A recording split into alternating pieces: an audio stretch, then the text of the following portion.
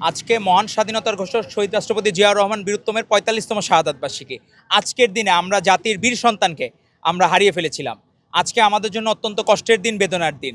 তারপরে আমরা দেখলাম অনেকে ঐক্যের কথা বলে। আমাদের মাননীয় প্রধানমন্ত্রী জনাব তারেক রহমান উনি নিজে ১২ই ফেব্রুয়ারি ইলেকশনে বিজয়ী হওয়ার পরেও উনি বিজিত যারা তাদের বাসায় গিয়েছিলেন। কিন্তু আজকে দেখলাম যে আমরা এই মহান স্বাধীনতার ঘোষকের কবরস্থানে শাহাদাত বার্ষিকীতেও আমাদের রাজনৈতিক যারা বন্ধুরা অনেক বড় বড় কথা বলে, এরা আসে না। তাদের সমস্যা হলো কি, তারা স্বাধীনতায় বিশ্বাস করে না। তো মহান স্বাধীনতার ঘোষকের মাজারে আসবে, কারণ তারা যারা স্বাধীনতায় বিশ্বাস করে না, তারা শ্রদ্ধাশীল ব্যক্তিকে এবং সর্বজন বিদিত শ্রদ্ধাভাজন ব্যক্তিকে শ্রদ্ধা দিতে তারা নারাজ। কারণ তাদেরকে প্রশ্ন করা হয়েছিল যে স্বাধীনতা, বাংলাদেশ স্বাধীনতা বিশ্বাস করেন কিনা। তারা এখনো পর্যন্ত সঠিক উত্তর দেয় নাই যে বাংলাদেশ স্বাধীনতা তারা বিশ্বাস করে কিনা। তারা বলছে জনগণ চাইলে ক্ষমা চাবে। জনগণ তো চায় আপনারা ক্ষমা চান, কিন্তু জামায়াতে ইসলামী এবং তাদের বর্তমান ছোট্ট বন্ধুরা যারা অনেকে নীতি কথা বলে, পাণ্ডিত্যের কথা বলে, ম্যাডামকে আফল করে, জিয়াউর রহমানকে নিয়ে ভালো কথা বলে, কিন্তু তারা যখন শ্রদ্ধা জানানোর বিষয় আছে তখন তারা কার্পণ্য করে। কারণ তারা মনে করে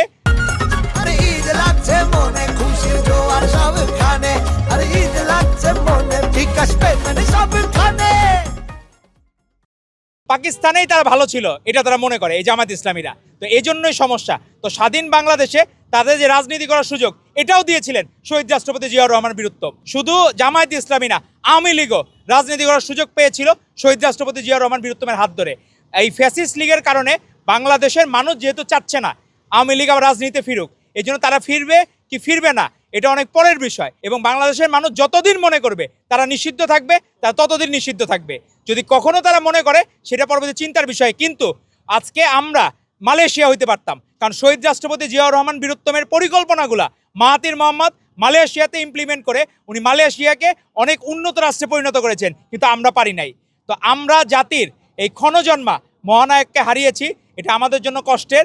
আর আপনারা যদি কূটনীতির কথা বলেন, আজকে আমরা দেখলাম আমাদের মাননীয় প্রধানমন্ত্রী তারেক রহমান জাতীয় এবং বিশ্ব কূটনীতিতে সফল হয়েছেন। আপনি দেখবেন অ্যালবিনো জাতের ডোনাল্ড ট্রাম্প নামের যে মহিষটা, সেটা কিন্তু জবাই না করে বিশ্ব রাজনীতিতে কূটনীতিতে সফলতার পরিচয় দিয়েছেন আমাদের মাননীয় প্রধানমন্ত্রী জনাব তারেক রহমান। তার আগেও শহীদ রাষ্ট্রপতি জিয়াউর রহমান বীরুত্তম জিয়া সাজারা বা জিয়া গাছ যখন সৌদি আরবে লাগিয়েছিলেন, তখন কিন্তু মুসলিম বিশ্বের সাথে আমাদের সম্পর্ক বৃদ্ধি হয়েছিল।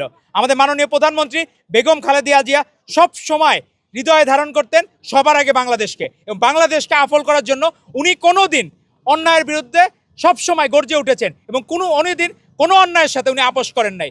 এজন্যই ওনাকে আপোষহীন দেশনেত্রী বলা হয়। আজকে এই মাজারে একসাথে সমাহিত আছেন আমাদের শহীদ রাষ্ট্রপতি জিয়াউর রহমান বীরুত্তম এবং আমাদের আপোষহীন দেশনেত্রী বেগম খালেদা জিয়া। আজকে তাদের সুযোগ্য পুত্র, যিনি নিজের যোগ্যতায় প্রধানমন্ত্রী হয়েছেন বাংলাদেশের মানুষের মন জয় করে, আজকে উনি এসে শ্রদ্ধা নিবেদন করতে, এবং আমরা সহযোগী সংগঠন হিসাবে বাংলাদেশ জাতীয়তাবাদী ছাত্রদল উপস্থিত হয়েছিলাম শ্রদ্ধা নিবেদন করতে।